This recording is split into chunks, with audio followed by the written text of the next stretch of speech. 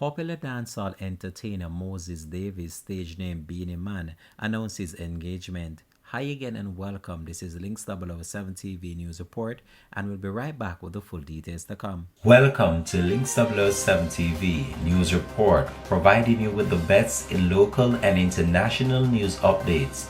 This is a place where you can get the most reliable and informative news information. Links 007 TV News Report.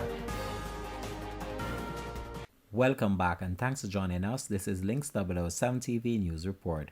Congratulatory messages have been pouring in for veteran dancehall entertainer Beenie Man after the entertainer announced on Thursday night that he proposed to his girlfriend Camille Lee. In a post to his official Instagram page, the Simsima DJ expressed that after 23 years of searching, he finally found the one in his newly minted fiancée.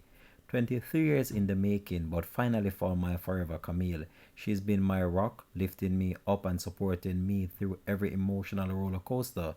He captioned a video of him sliding on the ring on her finger. Her energy and light have brought new life to my music. I couldn't have done it without her by my side. Forever grateful for her love and support, he captioned the video.